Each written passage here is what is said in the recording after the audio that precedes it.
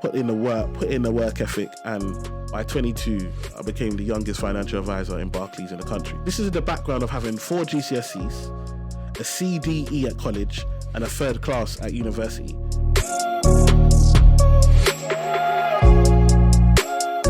As you all know, I love connecting with authentic, real people, and my guest today fits perfectly into what I define as an everyday leader. He's a qualified financial advisor.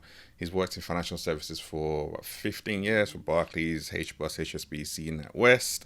You know, you've seen him in Times and Telegraph and The Sun, on the BBC Radio, on ITV, on BBC and Channel 4. And the accolades, you know. And while doing all of that, he's a happily married man. So still stay away, a father of 4. And he runs his own company, They Manufacture, and he's also an international speaker.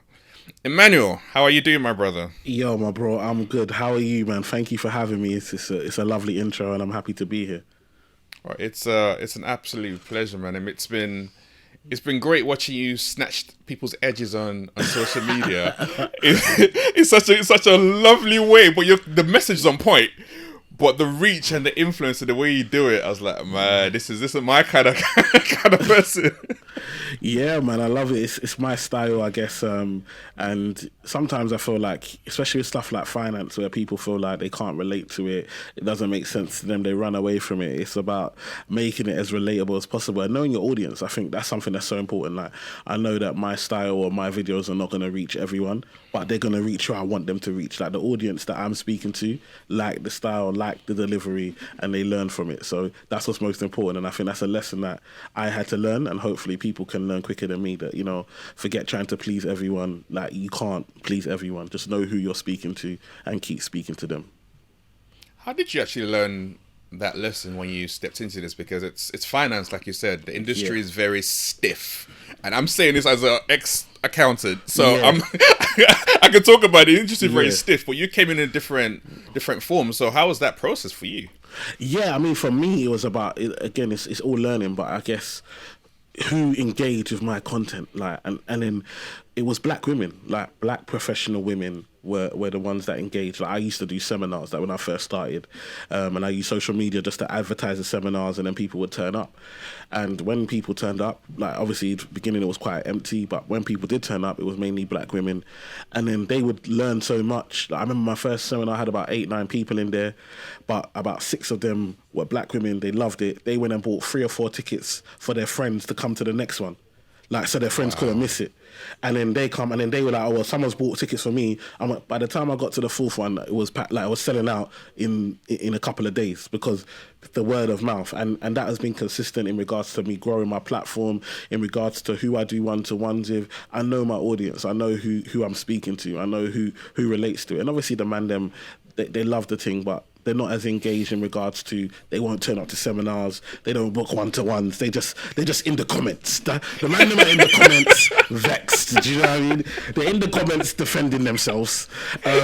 So yeah, but it's like black women are really here, they're doing their thing. And obviously they're, you know, right now we're at a place where black women are probably out earning black men, or their income is growing at a faster pace than black men. And so they are for real? Yeah. So they are now at a point where they have to make different decisions, because again, this can be quite intimidating for a lot of men.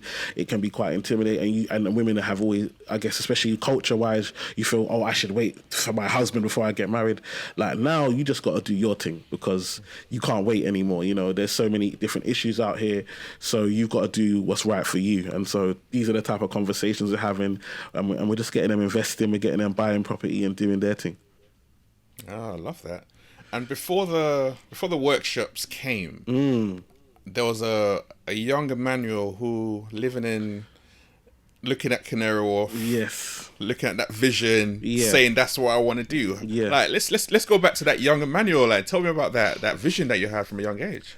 Yeah, so I mean, I grew up in Tower Hamlets, East London, and on a council estate in a place called Limehouse, which is right next to Canary Wharf. It actually shares the same postcode, so E14. So imagine being on a council estate, living in impoverished environment, living in poverty, and yet you share a postcode with one of the richest places where literally there are millionaires and billions being made on a daily basis. It's a mad existence. And so for me, like being the firstborn, like I'm Nigerian, my parents are Nigerian, they were born in Nigeria, they came here. I'm the first in my family to be born in the UK. So when you're the oldest child, it's one pressure, and then when you're the first to be born, like, oh Lord, in the UK now, it's like you've got to go and lead. You've got to go and set examples. I've got 2 younger sisters, and you know, my parents, all they understood was education. It's education. That's all they know, and so I wasn't doing well in education. I'm just gonna be honest with you. Like I was doing well in sports. I was doing and my parents wouldn't come to my gate. What, did I come here to play? Did I come? Like, do you know what I mean? Like when you try to invite them to come and what? I know that ones. You want me to take time off work to watch you play game? You think I come all the way from the village to the UK to watch you play? So they couldn't grasp it. Now parents are taking their kids to football at 1 year old and 2 years. Like, do you know what I mean? The second they can walk, they're putting something in their hand or getting them into sport. But them times it was like it's a game. Like they don't do games. They didn't respect games. Do you know what I mean? So for me it was like, okay, cool, I'm doing this sport thing. But my mum always used to tell me, you know what, Emmanuel, you're my pension. Me, I didn't even know what pension was at the time. But my mum has always said, Emmanuel, you're my pension. So I knew there was a responsibility and there was a pressure that I had to make money. I had to succeed because my mum is relying on me. Like this woman was doing dinner lady just so she could be at home by the time we get home and stuff like that. You know, standing in the kitchen all day, then come home, stand in the kitchen again. Do you know what I mean? It's like she did all she could for us. And so I was like, you know what, I'll never forget this. I'll make sure I'll look after this woman. Do you know what I mean? So but my mum, we get on really well. I'm a mummy's boy. Most Nigerian men will tell you they're very close to their mum. So I'm a mummy's boy. Like me and my mum were very close, especially being her first child and all of that stuff. So we're very close. And I remember if you left the light on in the kitchen, yeah, jeez, it was a big deal. Like I'm talking a big deal. And when I tell my white friends and my white colleagues at work, like they just don't get it. It's not something like it's just. Do you know what I mean? They're like, what's a light? Like, what's the big deal? What's going on? Like, do they even off their light till they go to bed? Do you know what I mean? The light is on if there's anyone in there or not. But when you come from like when you know that that gas bill, that electricity bill is serious, you're trying to make savings as much as possible. So when you're suffering to make your money, anything that is using your money becomes a problem. Like it becomes a problem. And so my mum, I got one light. Not like now, yeah. You got lights underneath the cabinets. You got light, but like we got spotlights. You got light. We're talking one bulb in the kitchen, one. And if I left that light on, my bro, when I tell you, she will scream out the whole house, Emma, like she will drag man's whole name.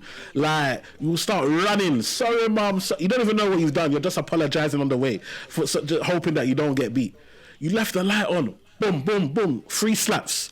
You don't even know where they've come from. You're just you're just defending yourself.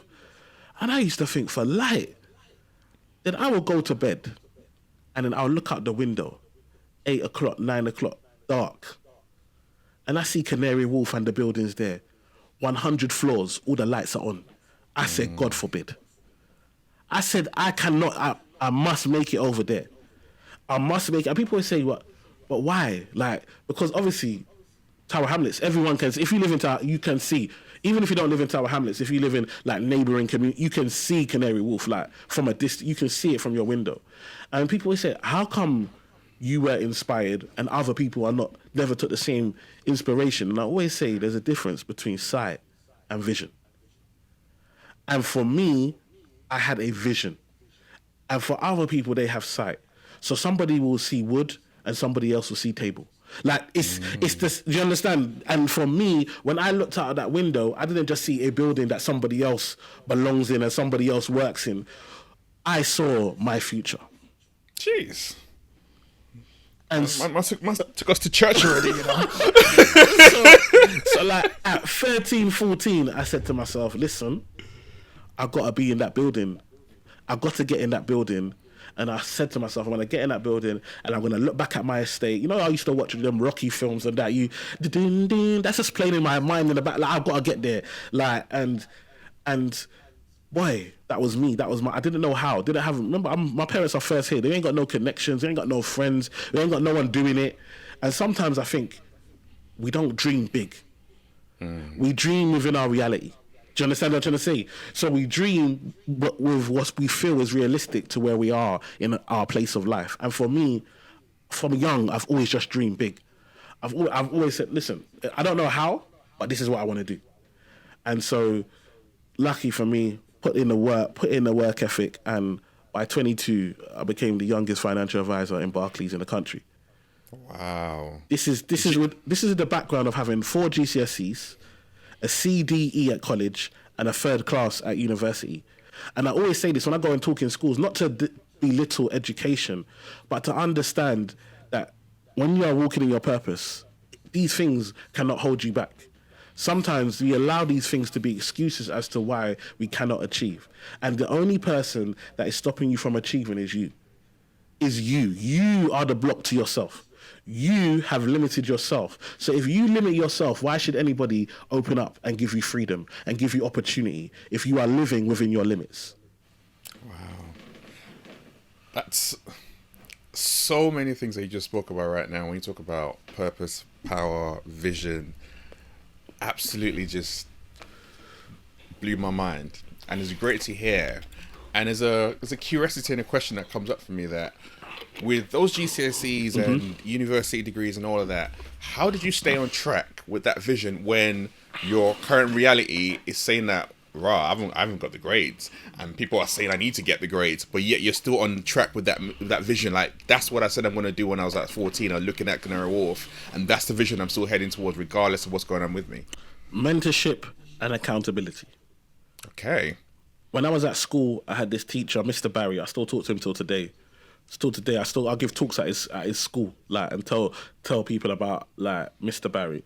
Mr. Barry is a white guy, but he used to be a PE teacher, and me and my boys, we used to go to school early in the morning and we used to play basketball. That was our thing, basketball, and we used to shoot on the hoops outside. And obviously it got cold, and Mr. Barry used to see us playing in the cold. He said, "Nah, this is wild." He used to come in. And he used to open the gym. And he opened the gym and let us play. Like, so that we weren't out in the cold. And you know, like, when you come from nothing, it's the small things that, somebody actually cares. Somebody actually saw us. We never asked, We never asked him one day. He came, he said, "Look, we're gonna do this. You don't like playing ball? Come, tell your friends." So we used to play ball anyway. Then we used to tell our friends, before you know, there's 20 of us. Guess what? Because we came early to play ball, we were early for class. Mr. Barry was very, very smart with what he was, because we would play basketball in a playground and we'll be late for class. So he put us into an environment where now you're in this environment. I can build a relationship with you, but also I can make sure you finish on time so you're early for your lessons.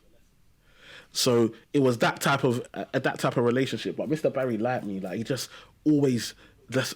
Now I look back and I say, this brother just loved, man, in regards to, he saw something in me that I never saw in myself. And I always want to encourage people, if you can find a mentor, somebody older that you respect that has done stuff and lived, bro, it's a cheat code.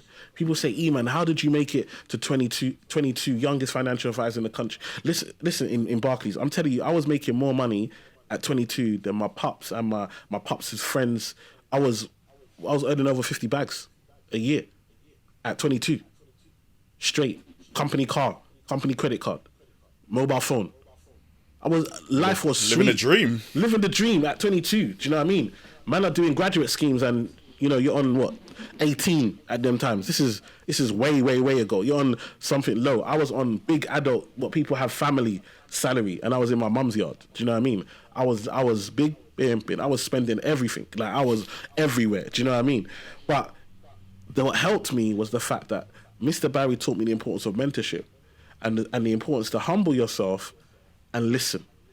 And so because I learned that, I then took that into the workplace when I started at Barclays, and found another mentor who, again, liked me and wanted to impart some wisdom in me. And so I remember he told me, "Listen, if you're on time, you're late." and I didn't get it. Because I'm part-time. You know, like when you're part-time, you can't tell me to come in 15 minutes before, you know, the bank opens. My contract says 9 till 5. Arrive on time. I'm at 9. Obviously, that means that me and the customers are coming into the branch at the same time. Do you know what I mean? And I'm still there with my sandwich and my drink, and I've got to go and log into my thing. Do you know what I mean? But it's all mad. But I'm part-time. I'm saying, well, this is not even my thing. Do you know what I mean? I'm just here for the ride. And he was like, listen, I like you got a good personality, but if you're on time, you're late. And what he was basically trying to tell me is that to get somewhere early, there has to be preparation. And so what he was showing me is that for you to be early, you have to prepare. You have to think about your day. You have to plan what train, because you know what train is going to get you on time. But now you need to get the train before that, or even the one before that, just in case they cancel. I then started getting. I put them times it wasn't phone, it was watch. I put my watch 30 minutes early, and I aimed to get everywhere 30 minutes early. I was arriving everywhere 1 hour early. When I arrived to the branch 1 hour early, guess who was there? The branch manager. And he said, "Right, if you listen to that, let me help you some more." So he started mentoring me in regard, just that one listen. And this is for young people. Just that one, you just listening that once. This guy is already a manager, he doesn't have to. But just me taking the time to listen to this one thing that he said to me in a one-to-one and actually putting it into action, he said, "No, I'm going to tell you something else." And so I started getting one-to-one mentorship at work from the manager. Well, guess who chooses your promotion? Guess who's going to make the recommendation? It's the manager. Normally, you've got to wait maybe once a month or once a quarter. I'm getting this every morning because I decided to get to the place, listen to him and get early. So now he's taught me about using my personality, what used to get me kicked out of class. And I tell people sometimes the skills that you have in the wrong environment will get you in trouble, but in the right environment will make you money. Yes! 100%. So my being banter and making people laugh and all of that in the classroom, that wasn't the right place for it. But in the branch, with the knowledge of products and all the different services that we can offer, put them together, and now I can create a rapport. I used to be so good on the till that I used to have people that would wait for me to serve them, even though there's a queue. They would say, "Oh no, you go," because they want that experience. And so I was a cashier, the lowest in the branch, just the lowest level position. Yeah, if I wasn't in, the branch wouldn't reach their target. Sometimes we allow a position to tell us where we're at. I was the lowest level person in that branch, but yeah, I was the most important person in that branch. The most important. Sometimes we allow titles and what people call us and what people say about us to make us feel this is where we belong. I was the lowest, but yet the most important. And therefore, the most respected. The personal bankers used to fight. "Oh, Manny's in today. I'm going to get the leads from. They used to fight over who I was going to be passing my leads to because they knew the quality of the leads that I was passing. They knew they were going to get the. I've already signed, sealed, deliver it. But by the time that client sits down, they know what they're going to get. I'm selling everything whilst serving them, whilst still giving them a great experience. And this is a skill. In the right environment, with the right education. Then all of a sudden, I get to 22, finish my degree. They say, "What do you want to be?" Can you imagine a bank asking you, "What do you want?" They gave me any role. They said, "What role do you want?" I said, "I want financial advisor." Boom, done. I went from cashier to financial advisor. It's after me they stopped it. You can't even jump that many levels. I was about to say, you just said that, cashier to financial advisor. There are levels between that normally take about 10 years to go from one to the other one, and you just went boom, just like that, straight, because you were serving on the ground. And I'm telling you, and people, literally, Barclays changed the policy to say you can only go 2 levels at one time after me, because I went from a level 1 to a level 4. This is the effect that you're having, like. After me, they're like, "Actually, no, this shouldn't be allowed. We can't let people just do this anymore." Do you know what I mean? There has to be. So now you can only jump to real talk. This is real that you can. Ask anyone in Barclays, they'll tell you this is how it is. So what I'm saying is that sometimes we put these restraints on ourselves, and so for me it was like I didn't know how, but I did it, and I literally went and qualified. And I tell people, I failed my exams. We had to take Barclays paid for us to take exams. I failed each exam on the third attempt. I passed on the third attempt. I failed twice, and Barclays only paid for 3 times. I failed each one, but I finally got qualified, and then they did a reception, top floor, restaurant, Canary Wharf, Barclays. I've gone to the window. I'm so high up, I can't even see my estate, but I knew the direction. And that's when I realized that you can say something to yourself, and the power of saying something to yourself and making it happen. I don't think, sometimes we do not put it out there. I know people, manifest. I'm telling you, I said, I didn't know how. I said, I'm going to be in this building looking back at my estate at 13, 14. And by 22, it happened. See, I always say there's 2 verses I hold on to the most, like life and death and power of the tongue, and write the vision and make it plain. Make it plain. And you exactly just said it right now. Like, you had that vision at 14 and you stayed on course. But it wasn't just staying on course, and yes, things were happening around with education and all that kind of stuff. But you were stepping into who you were, and you used who you were as an individual to help you navigate, and you listened. Like, that manager telling you one thing, and you listen to that, he's like, okay, this person's serious. And a lot of times that happens where someone will drop some nuggets on you, but you do nothing with it. Nothing. So like, you're not serious, so they go into someone else. Exactly. But doing something so simple as, I'm going to get up early and do something with this, bro, a whole different world opened up to you, and someone invested and sold into you. That's amazing. Yeah, and it's so powerful. And I tell people, like just if you do you really want it? I think sometimes we say we want stuff, but we don't actually want it. We like the idea of it, but we don't really want it. Because what it takes to get the things that we want, we're not prepared to put in the work to do it. So when people say, man, I want to be like you, I'm like, no, you want to be like you. Because that's who you've been for the last 35 years. You've only been you. You never tried to change. That's why you're you, and you're where you're at, and I'm where I'm at. And when I tell you what it takes to be like me, you won't do it. You're not ready to work for free. You're not ready to go and give talks for free. You're not ready to come back from work and start reading and studying and really getting into stuff. You're not ready. You're not doing that. You want to come home, you want to watch EastEnders, and you want to eat beans on toast. And that's cool. But just admit that that's what you want for you.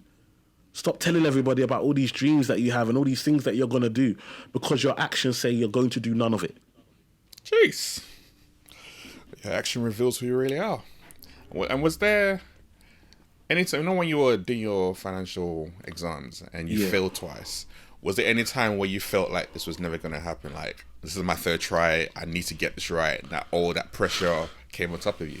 Bro, it was crazy. Remember, like, at this time, I'm taking these exams. I've been a cashier.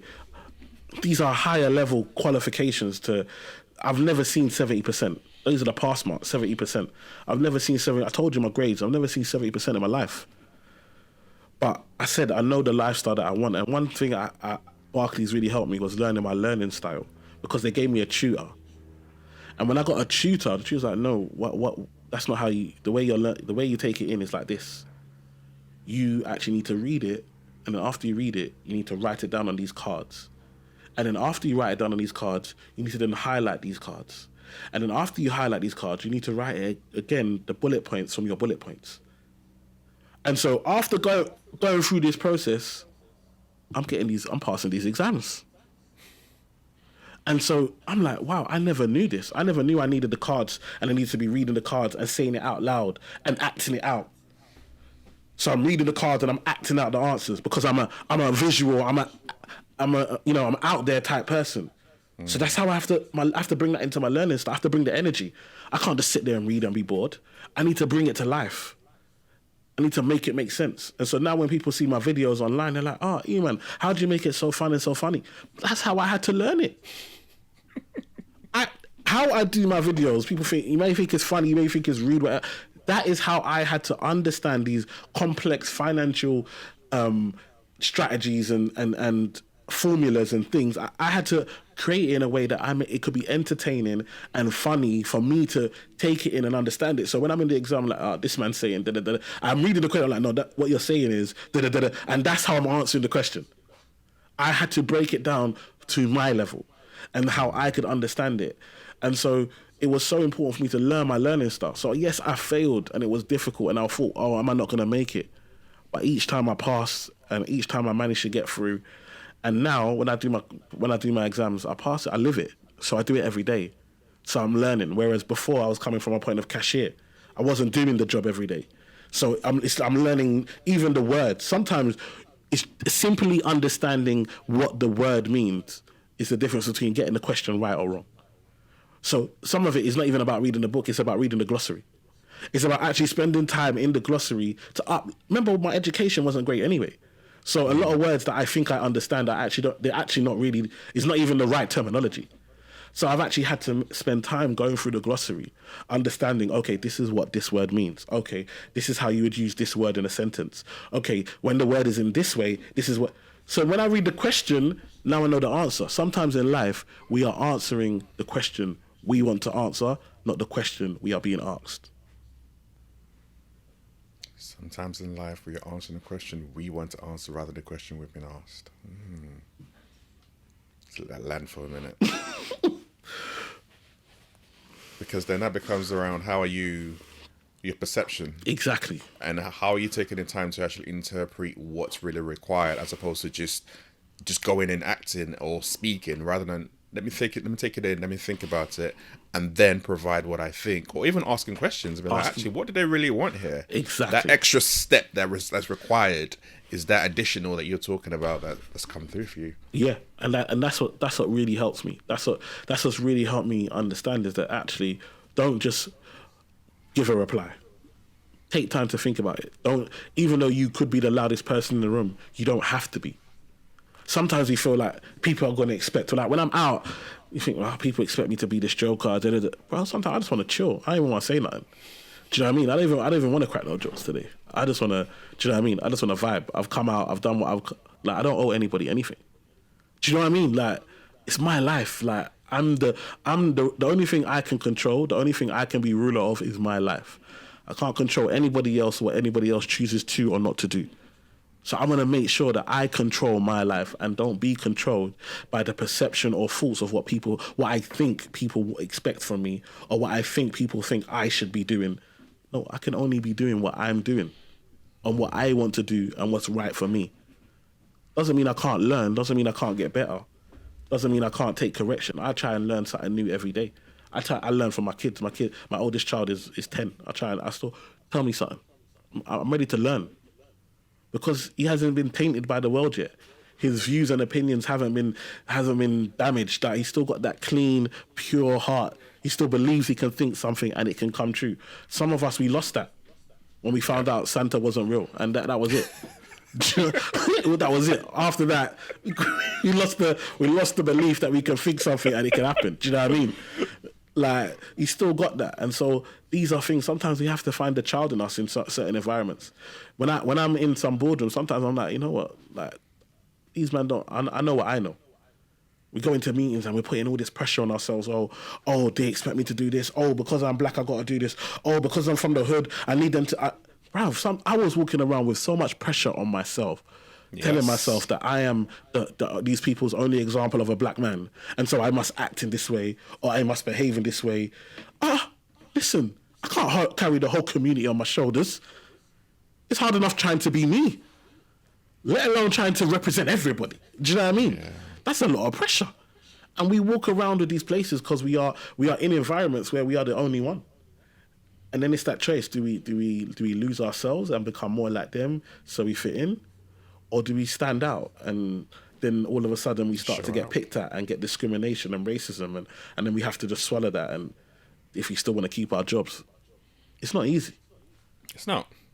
That choice is not easy, but it also shows how much that point you just made in particular, having a conversation not too long ago. And I was saying to someone that a lot of times the reason why we as black people particularly get stuck is we're carrying so much baggage, and a lot of that baggage is not ours. It's not ours. And we're carrying the whole community's baggage on our back, and that's keeping us stuck. If we can learn to let go of that baggage, we start to move forward. And actually, what we need to do is create more doorways and pathways for other people to carry their own baggage through. That's how you start to make a difference as opposed to staying stuck. And that's you speaking about you being you. Yeah. And you representing you and showing up as you rather than what the perception of other people think you should be. Sounds like it's been a fundamental shift to you and how you've made progress. Bro, when I tell you, like, I remember, like, my wife, yeah, love my wife. She's like my best friend. And bro, I remember when Kevin Hart cheated on his wife, yeah. If you know how vexed my wife was for days. Like, I was like, bro, nobody's cheated on you. What's your problem? Like, do you see what I'm saying? Like, we're literally taking somebody else's burden. Like, why are you mad? Like, what's going on? Like, and we do this. There's something you need to tell me, like, do you know Kevin? Like, is that your brethren? You not got dinner? Like, what's going on here? But even us as guys, like, we will feel like, oh no, I'm from the hood. And so, what does that mean? Like, so if you now act professional, or if you wear a shirt and tie, or all of a sudden where you're from, you're no longer from there. Listen, I grew up in the hood. No one could ever take that away from me. Whether I talk in a posh accent or whether I talk, like, I know what I've been through. Do you know what I mean? I know the sacrifices I've been through. I know what it's like to get stopped and searched for no reason. I know what it's like to hear a police siren and be nervous, even though you've never committed a crime in your life. I know this. I know what it's like to really grow up in the hood. Do you see what I'm saying? I know you see friends today, they're gone tomorrow. I know friends that had to be parents to their parents at 12, 11, 13 years old. Like, I've seen poverty and know what it's like to miss out. But I still made it. I'm not defined by it. Do you see what I'm saying? And I think too many of us come from these environments and be like, no, I've got to keep it real. What? Real for what? For who? For who? For who? I'm like, I'm real to myself. And that's real enough. As long as I am happy with the decisions that I make, and I'm comfortable with the decisions I make for me and for my family, that's all I'm accountable to. I'm not here trying to make sure that you're happy. Oh, man, we're black and that we shouldn't have done. Or, man, you should have said something. Oh, Black Lives Matter. Man, what's your opinion? Listen, I do finance. Let me chill out. Like, do you know what I mean? Not every day I'm trying to be Malcolm X or Martin Luther King. Listen, I do finance. You want to know about an ISA, holler at me. Do you know what I mean? Not every day, like, I'm not trying to represent the black community on everything. Do you know what I mean? Like, and some days I might wake up and yes, I want to talk about it. Do you know what I mean? Yes, I want to share my experiences. But it doesn't make me fake or real if on any day. And if somebody else doesn't like it, there's so many other people out here. Like, I always tell people, my social media is my social media. Like, if you don't like it, you don't have to follow. Yeah. Like, I see some of the comments and I think, you took time to comment this. Really? You could have just not followed me. You could block me. I wouldn't even know you existed. I only now know you exist because you chose to, and then I realized that's what you want. So now I blank it. So you comment, I leave it. Guess what? You don't comment again. One of the biggest problems is we can't just let it go. We always feel like we got to prove points to people that, who are they? You've not even got a real account. Got a fake name. You got no picture. And now I'm supposed to start having an online conversation with you about my own views on my own channel. It's funny. Oh, I'll tell you, my new tune for this year is Toby's and Wegwe's tune, Unfollow Me.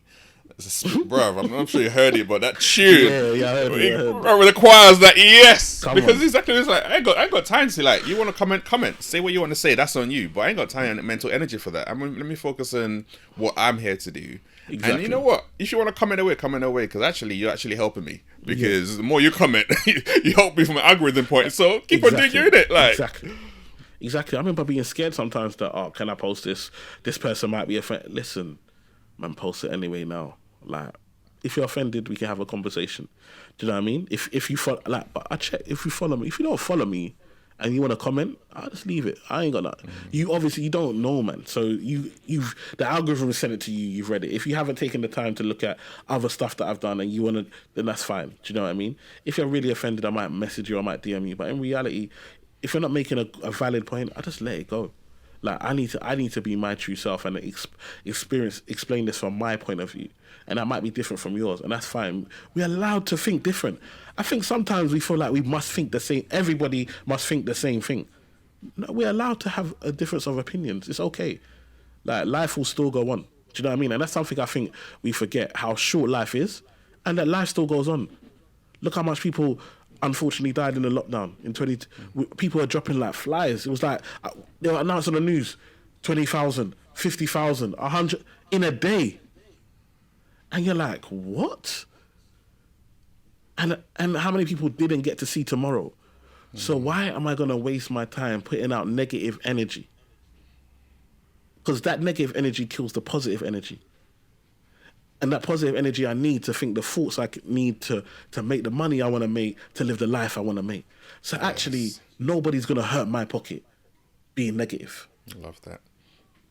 And thinking about you thinking positive, you had a vision around 14 to Canary Wharf. Yeah. And then you now went from Canary Wharf to, I got a vision to be the financial advisor for the nation. Yeah. Like, walk me through that. Because that's like going from one thing I can say out my window to the next level. Trust me. You know what's mad, yeah, is that if I'm being honest, coming from where I come from, Barclays would have been enough. I could have sat in Barclays for the rest of my life and I would have got ratings. I would have got all the respect in the world. Do you know what I mean? From those that know me, because people that come from where I come from don't make it to these positions. But you know, for me, it just wasn't enough. Like, I remember, and I'm a man, I go to church. And I remember, I went to church, 800 people. And one day, I looked around and I said, how come I don't see nobody in this room or anybody that looks like anybody in this room during the week? Sometimes when you deep, like, we come here on a Sunday and celebrate and call ourselves family and we love each other, and, you know, I mean, people have known you since you were born. Do you know what I mean? They bring out pictures of your christenings and all these types of things. But I think to myself, how come I ain't never seen none of you or anybody that looks like you during the week, yet I know you exist? And when I had to deep it, I said, no. I gotta be the change that I want to see. I can't just keep helping rich people get richer and people go from 2 million to 5 million to 10 million. And my people are out here got Rolls Royces on council estates and Bentleys on council estates, and you're here flying to Dubai and you're living in your mum's bed. You're even sharing bed in your mum's house with your little bro pee in the bed. Yeah, you're on Instagram with bottles of champagne. I don't understand. And so I said, listen, I got to be the change I want to see. And actually, I felt like this environment, I couldn't be me. Too much regulation, too much restriction, and I didn't feel appreciated. I didn't feel, though I was doing amazing, I didn't feel appreciated. I felt like I was a token.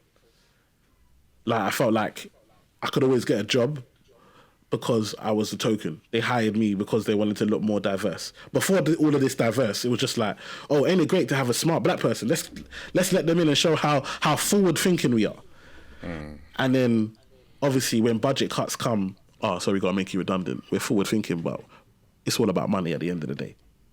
And after being made redundant 3 times, I was like, you know what? I'm not letting these guys do this. The final time, I just come back from having my 4th child, went on 2 weeks paternity, come back, and they made me redundant. Whoa. Made me redundant. And let me tell you something, and like I said, I'm a man of faith, so at that time, it was painful. It was very painful. But I need you to understand, sometimes we have to go through these things because we never would reach where we're supposed to be if we don't go through it. 100%. Because when these men made me redundant, and I had to come home and tell my wife, I've been made redundant. We got a 2-week-old baby here, made redundant, and I'm the main breadwinner in the yard. And I said to her, listen, I'm not going back. I'm not going to allow these people to be able to take me when they want to take pictures, and then throw me away when they feel like, okay, we've done enough, we're diverse enough now, people already believe it enough now, we've ticked enough boxes, let's save some money and get rid of email. Luckily for me, I had a good HR manager, and this is where sometimes in life, like she has a black partner and a child, so we used to get on, and she really related with man. And so on the way out, when they made me redundant, she got me the most money. She got me the most money she could, like, without losing her job. Do you know what I mean? Like, she let a whole payday go, and then started the calculation from there, and then added in the holidays. When that money dropped, plus with what I had, I was like, I don't need to work for another 9 months. And this is the importance of keeping your lifestyle low. Sometimes we live to the amount of money that we make. And then when things change, now we're in a problem. But me, I know my lifestyle. My income is always much higher than my lifestyle. So if my income changes, I know I only need a lower amount to survive, to get by. Mm-hmm. And so I said, 9 months. I said, I'm not going back. I looked at my wife, I said, I'm not going back. I got to make this work. And so every day I was on social media. Twice, I was posting. I was like, if I post once a day when I'm employed, now that I'm full-time, I can post twice a day. I was posting twice a day. I was replying to every comment. I was replying to every DM. I was creating lists of new content. I was watching other people's content to get ideas for my content. I was looking at what was going well. I was then reviewing my content to see, this one did well. This one didn't do well. Let's do more of this. I was doing lives, regularly doing lives. Before it was a thing, I was doing lives, and boom, it just blew. And then I got made redundant in February. I was born in February, so I was made redundant in February. By August, I got a television show with Channel 4 of the same year. Wow. Just 6 months. And I tell people sometimes to really follow your dream, you have to be self-employed. You have to be about your dream. You have to live, eat, sleep that dream every single day. But put the financial things in place so you can afford to do that. But sometimes if you really want to get to where you want to get to, your only sole focus, sole purpose has to be the dream. And so every day I woke up, there was no such thing as Saturday and Sunday. Every day was a day to work. Every day was a day to work towards the dream. And every day I just worked. And in 6 months, I went from just on social media, doing my thing, to national television show. Did the show, that came out, then we had lockdown 2020, then we had George Floyd, and all of a sudden the media said, loads of people are having financial issues due to lockdown, we need to talk more about finance.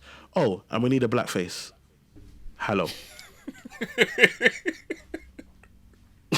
And this is where we talk about people are waiting for opportunities. Your gift will make room for you. You understand?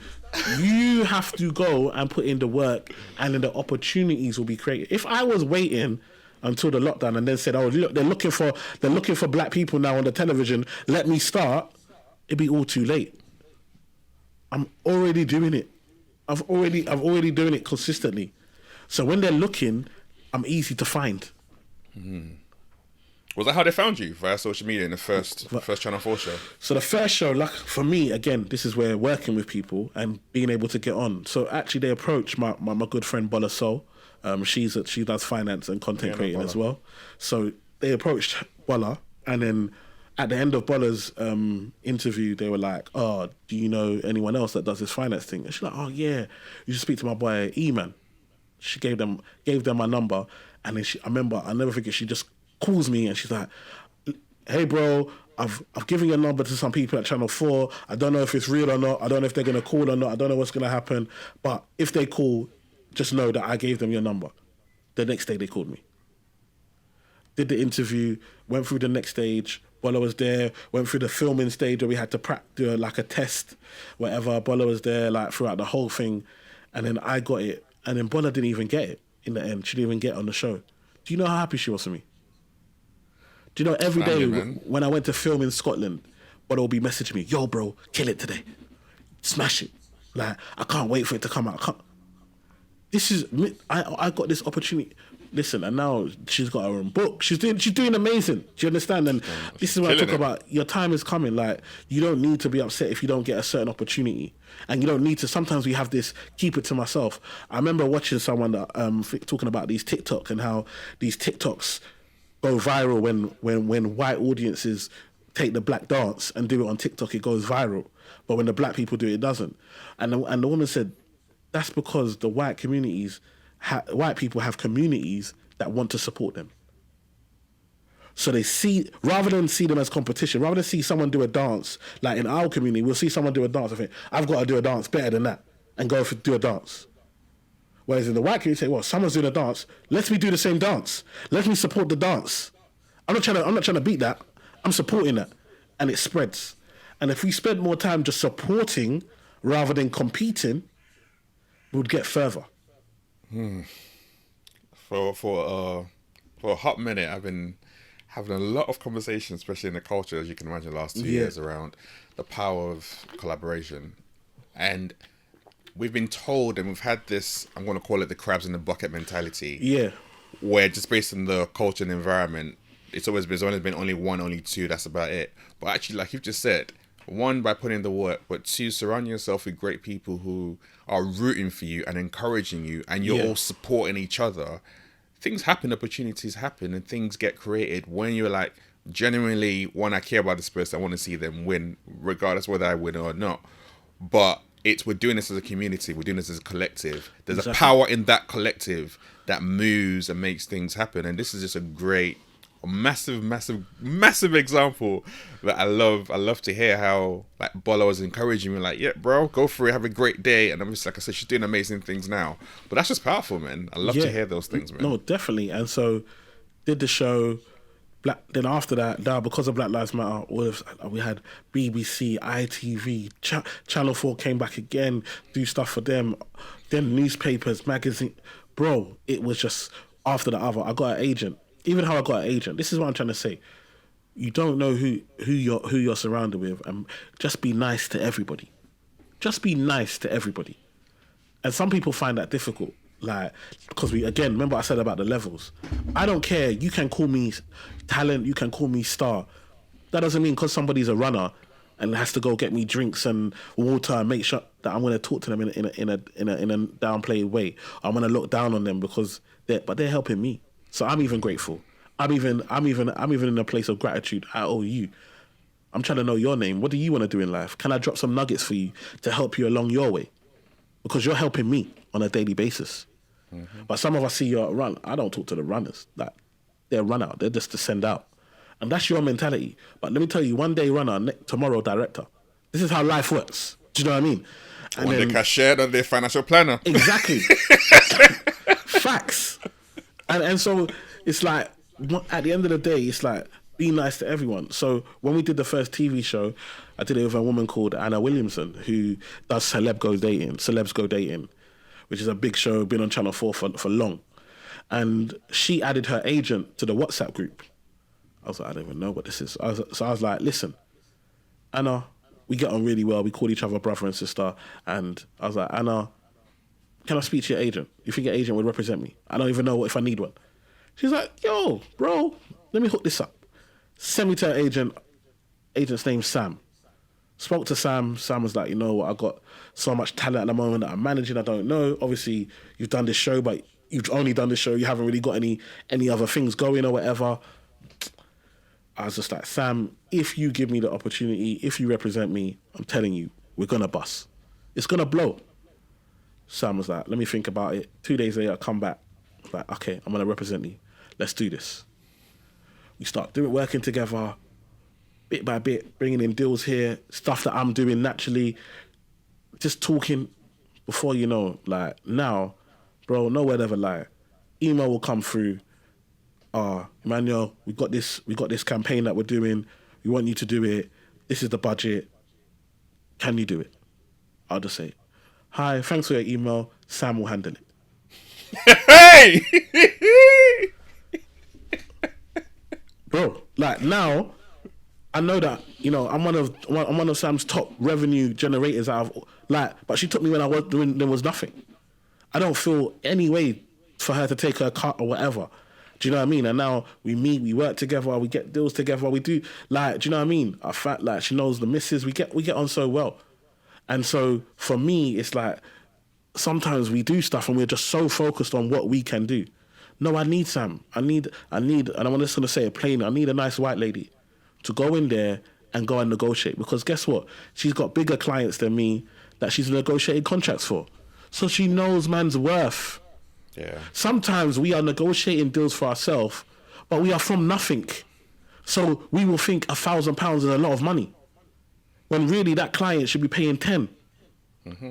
But you haven't got the person in the room to speak for you. And also, am I talking about my own money? I look greedy.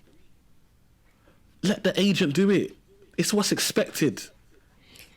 So when you let people operate in their zone of genius, Come and on. you operate in your zone of genius, and that's how, like you said, everyone wins, as opposed to you trying to do everything and hold on to everything when you don't need to. 100%. As I always talk about, people are so comfortable having 100% of nothing. I want to own 100% of nothing. You have nothing, but you own it all, and that's good. I have ownership. No, I'm ready to give up. I'm ready to have 1% of a whole lot than 100% of nothing.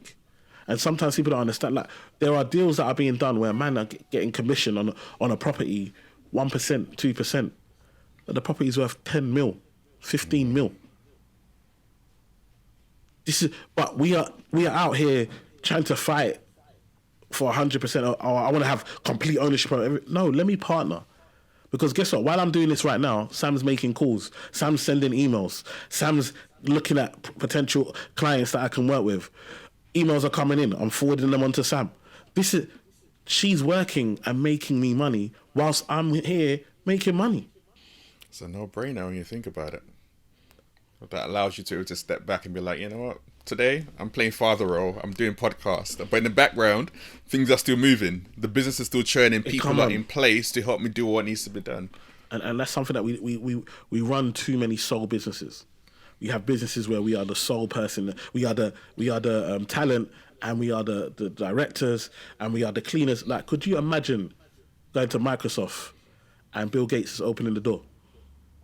Like, good morning. Could you imagine? So what are you doing here? What are you doing? It's not that he can't do it. I'm sure he would do it very well with a nice smile on his face. But he is worth more. His time is worth more. That's why some of my clients sit down and say, listen, we're going to pay for a driver or you're going to get Uber. Because while you're in the car, you are making money. You are now able to take calls. You are now able to do... Time is money. So sometimes we have to spend to make money. I'm not opposed to that, as long as you know why you're doing it. And some of us, we are out here being the cleaner, we are out here answering the calls, we're out here doing it, when actually, if we just focused on what we do best, which is the high ticket, and leave people that don't need the experience and everything to do the low ticket, you have more time to do high ticket, which means you make more money. And part of it goes back into the one. People are now saying that, but how can I afford it? And like you said, well, if my time is worth 10K and I'm spending my time doing 1K work, you're never going to afford it. How? But with that 10K, I got someone coming in for 500 and they can actually expand my 10 to 20. They're paying for themselves. And that's the whole, like I said, is mentality. It's how you're looking at things and how you have that vision, as opposed to, this is what I can do now. No, well, how can I expand this to keep on growing? The more it keeps on growing and compounding, the better. And there's so many schemes. I mean, the government had the Kickstart scheme. Yeah. You can get someone in for 6 months. If you can make it work in 6 months, you can keep them on. You've got young people finishing uni, struggling to get a job. You can give them an apprenticeship. You can give them an internship. And if they do well, carry on. When it's time to make money, there are so many. Listen, we know when you want to go party, you know how to phone friends for that. I don't see why when you want to do business and make money, you can't phone the same friends. And if you can't, you need to find some new friends. Some new people around you. You're telling me none of your friends ain't got a younger brother or sister that's not working at the moment, that can't come in, you can't show them how to do phone calls or reply to emails. We've got Grammarly these days. The spelling is even taken care of. Do you know what I mean? It's no real excuses. Talk. There's no excuses. Like, Grammarly will check everything. So as long as you, and then you template it. My emails are templated. We spend time to work on one email. This is the welcome email. This is the inquiry email. And then all we do, we just paste it and change the name, and that's it. It's simple stuff. Why would I be replying to all the emails? It wouldn't make sense. If I'm saying the same thing over and over again in an email, I can pay someone to do that. And even, how about we get a VA? Now I get a VA, I only pay when they do stuff, by the hour. An email is 5 minutes if it's templated. So if I'm paying by the hour, look how many emails that is. 12 emails before I've even paid, and I might be paying £10 or £20 an hour. This is how we make our money work. This is how we make it work. This is how we move. What would you say is the best way that people can start to change their mindset, and in particular their financial mindset, around the kind of things we're talking about now, so they can start to actually make a difference and make a shift in their lives? I think the biggest thing for me is being intentional. When I sit down with clients, I say, are you intentional? You want the change? Are you being intentional? What are your intentions? I don't think people understand. They don't understand what I'm talking about. They're looking at me confused. What are your... If you say, I want to be better with money, when you're on Instagram, are you watching people talking about money? When you're on YouTube, are you spending time money? When you're watching the television, are you watching shows that are about business or money? When you're making meetings, when you're having calls, are you talking about, are you intentional? Are you being intentional with what you say you want for yourself? If I want my business to grow, am I prepared to wake up at 6 o'clock in the morning to go to business breakfast meetings, to go and sit down and network with other business owners and ask questions to find out how they're good at their business, make connections for my business and improve my network? No, because you don't want the alarm. You don't want to wake up until the sun is up. So therefore, you don't want it, which is okay. I want people to know it's okay not to want it. This generation, I feel like we've been pushed to say that we must want to be successful. We must want to make all the money in the world. We must, it's okay. If you don't want it, it's okay. It's okay to live in your mum's house till 50. It's okay to wait for your grandma to die for you to inherit money. It's okay. If that's your plan and that's your goal and that gives you the life that you want to live, it's okay. That's just not me. That's just not the life I want. So if you then follow me and hear me talk, I'm going to be triggering you. Of course I'm going to trigger you, because that's not what I want. So that's not the words of wisdom that's going to come out of my mouth. So you need to follow somebody else. But if you know you want to change your life and you want to change your situation and you want living proof that it's possible, then follow me. I'm sharing every day the places that I'm going, the things that I'm doing every day. The other day, the gas prices went up. The gas price went up. Gas and electricity, the price cap went up. I had Sky News, ITV, and Channel 4 all message me to want to talk about this. Am I the only financial advisor in the country? Am I the only person that talks personal finance? But I have worked hard enough to get into a position where when things happen, they think, right, we need to find out what Eman thinks about this. It'd be great to get Eman's opinion on this. If I can do it, you can do it. But do you want it, is the question. And are you being intentional? So for me, reading books like Who Moved My Cheese, oh Lord, that book is powerful. It doesn't matter where you are in life. You can apply it to any point in your life and it will make a difference. It will make a change. Who Moved My Cheese? Key person of influence. When you understand the importance of influence. See, so many people that talk about, I'm an influencer. You're an influencer, but can you influence people to part with their money? Can you influence value into other people's lives? See, when you become a key person of influence, money is made all around you. Because either you are connecting one person with another and you can take a cut for that, or you have created value and other people want to pay for the value you're creating. But before you can create value, you need to add value to yourself. That's the part that we miss. We look on social media and we see people delivering content or doing stuff. We say, I want to do that. But have you taken the time to add value to yourself to be in a position where you can then add value to somebody else? That's it. Starts with you first. It has to. So these are the types of things that, for me, that I talk about. And then it's about empowerment. So, having finance, reading the finance books, like, Richest Man in Babylon and Rich Dad, Poor Dad. These are like fundamental books for me when it comes to finance and money management and mindset, that get you down looking at how you can change your life and change your situation financially. And then it's about also looking at what's important, knowing your why. Yesterday I did a post that, like, Dell advert. I'm like, listen, Dell want an advert, bro. I'm just gonna take a picture of my kids. That's what's important to me. And they love being in my content. They love being on my social media. They love do you know what I mean? And it's like, look, yo, kids, the company's paying me to take a picture. Come in, jump in the picture. Let's take a picture. Took a picture, and I told people, my favorite part about working from home is 3:45 when my kids get home. That is my favorite part. I didn't get that when I worked in the city. Sometimes they were already asleep before I got home. And now I get to work from home, and then they come in and they just surround me and tell me about their day and their lives and what they're doing.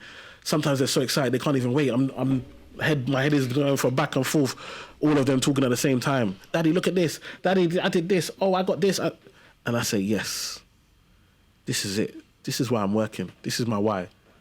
So when I go on social media and I see people going trips to Dubai, or when I see someone's bought, I say, well done for you. I'm happy for you.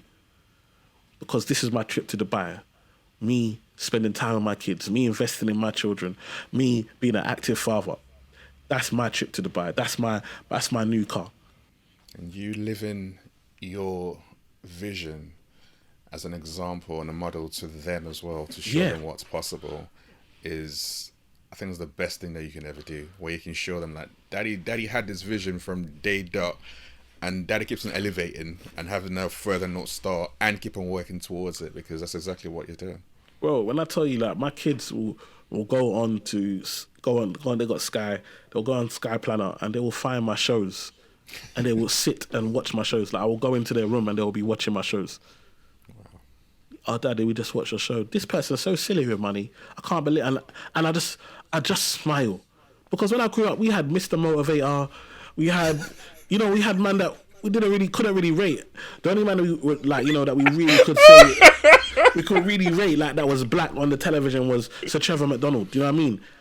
But he was doing news and he talked in a posh voice, and we didn't really feel like we could relate. We respected, though. In my house, that news, everyone had to stop. Yep. The big man's on TV. We watch it. Yep. Do you know what I mean? We take time to watch it. We were proud. But now my kids see it and they don't feel like, they feel like it's not impossible. My dad's on TV, so of course I can get on TV. My dad has a YouTube channel or does content. Of course I can create content. It's not something that's foreign to them. They see it every day. And that's what we need to start doing. Like, this disconnect. Like, I feel like my parents hid so much from me. Being an adult now, I realise that these lot were juggling so much and they just hid it so that we didn't really have to feel it. But it's important to share, like, the struggle and the process and what you need to go through and what you're learning, and get the kids involved, because it's going to come to them. And it's my priority. I remember in the lockdown, my kids always get good grades from school. And I remember in the lockdown, I was doing some English and maths with these guys. I said, you don't know that one? I'm thinking, how come the teacher's telling me how good you are? And then I realised that man's putting too much pressure on the teacher. The teacher got 25, 30 kids. Of course, my kids are well behaved. They know how to behave. So of course they're going to get good grades and good marks and get good comments and so forth. But in the reality is, it's on me. It's on me and my wife to make time. So 2021, I went 3 days a week. Last year, I worked 3 days a week because I was like, I've got to pick these kids from school more. I've got to take them home. I've got to help them with their homework more. I've got to get them active and get them up to a level that I'm comfortable that they know what they're doing. And they did that. And so now I'm back working 5 days a week again. Because they're my responsibility. That's my duty. I've got to look after that. I've got to sort that out.